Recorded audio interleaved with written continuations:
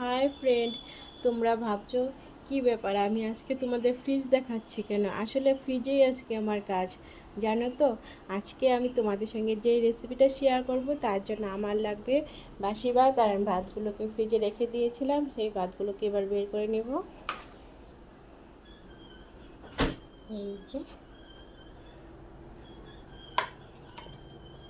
ভাতগুলোকে আমি বাইরে রেখে দিয়েছি রুম টেম্পারেচারে আসার জন্য। আমি ভাতগুলোকে পরিষ্কার জল দিয়ে ধুয়ে নেব।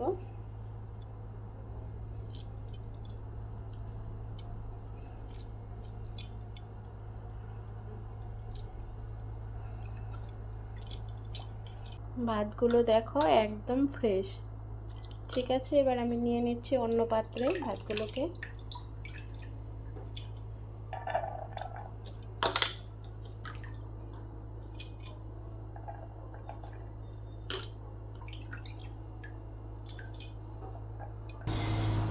আমি এখানে বাসি ভাতের পকোড়াটা বানানোর জন্য হাফ বাটি চালের গুঁড়ো নিয়ে নিয়েছি। এই যে দেখো চালের গুঁড়োটা। আর দিয়ে দিচ্ছি কাঁচা লঙ্কা কুচি, টমেটো কুচি, আদা কুচি, আর দিয়ে দিচ্ছি কালো জিরে, আর দিয়ে দিচ্ছি কিছুটা পরিমাণ ছানা, নুন, 2 চামচ সুজি,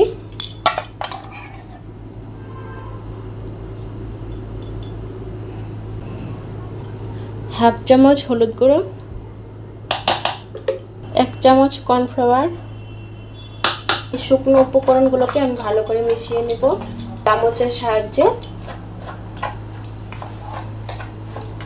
সব কিছু একসঙ্গে মিক্সড হয়ে গেলে আমি এর মধ্যে জল দিয়ে দিব। জলটা দিয়ে আবারও ভালো করে মেখে নিব।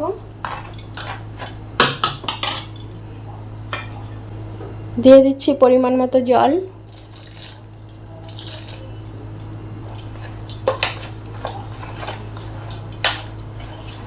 যদি মনে হয় আর একটু জল লাগবে তবে আমি আর একটু জল দিয়ে দিব।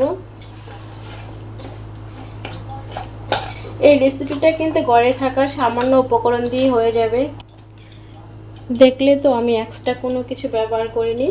ঘরে বেঁচে যাওয়া ভাত দিয়ে আর সামান্য কিছু উপকরণ দিয়ে কিন্তু আমি এই রেসিপিটা বানিয়ে নিচ্ছি। খেতেও কিন্তু ভীষণ টেস্টি, বানাতেও কিন্তু খুবই সোজা। সব কিছু একসঙ্গে মিক্সড হয়ে গেছে। এবার আমি বাসি ভাতগুলো দিয়ে দিব। খুব বেশি জল দেওয়া যাবে না।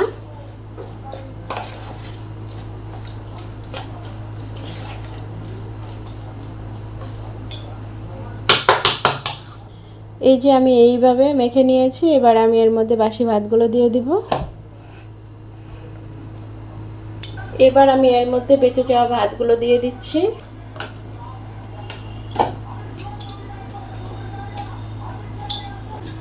ভাতগুলো দেওয়া হয়ে গেছে। এবার আমি ভালো করে মেখে নেব।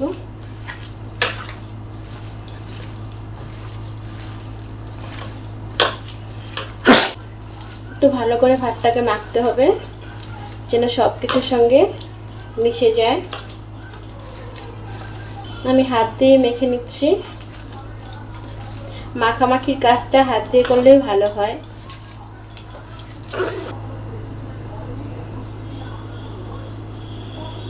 আমি সবগুলোকে এইভাবে এই শেপটা দিয়ে দিব। তোমরা তোমাদের ইচ্ছে মতো শেপ দিয়ে দিবে। সবগুলো বানিয়ে ফেলেছি। আমি কিন্তু এই শেপটাতেই সবগুলোকে ভাজবো। তাহলে কড়াইটাও গরম হয়ে গেছে। আমি তেল দিয়ে দিব। আমি চপগুলোকে এই সুজিটার মধ্যে একটু কোট করে নেব। সবগুলো এভাবে একটু করে কোট করে নেব। তাহলে কিন্তু দেখতেও ভালো লাগবে, খেতেও ভালো লাগবে।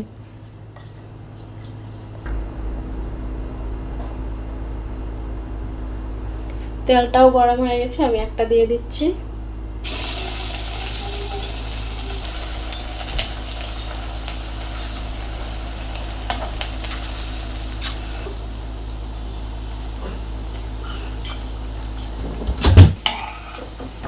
আমি কিন্তু একদম লাল লাল করে ভাজবো।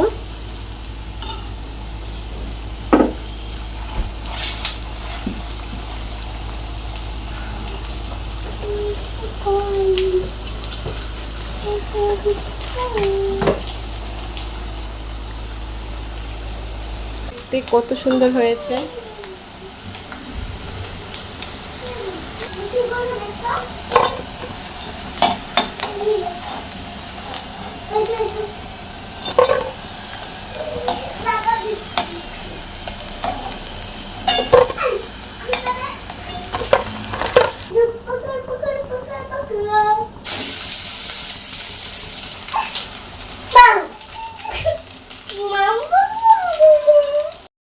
এগুলো হয়ে গেছে, আমি নামিয়ে নিচ্ছি।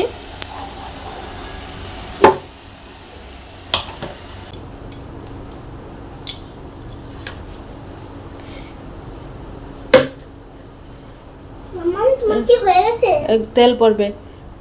এই যে আমার সবগুলো চপ ভাজা হয়ে গেছে, এবার আমি গরম গরম পরিবেশন করব। দাঁড়া বাবা। এই যে রিদ্ধি চপগুলো ধরে রেখেছে, রিদ্ধিকে আমি একটা ছবি তুলে নিই।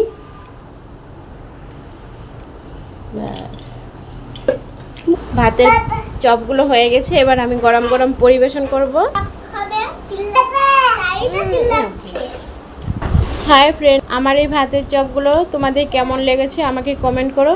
আর যদি ভালো লাগে তাহলে লাইক কমেন্ট শেয়ার করো এবং চ্যানেলটাকে সাবস্ক্রাইব করে দিয়ে পাশে থাকা বেল আইকনটাকেও প্রেস করে দিও, যাতে করে পরবর্তী ভিডিওগুলো তোমাদের মোবাইলে পৌঁছে যায়। তাহলে ভিডিওটা এখানে এন্ড করছি।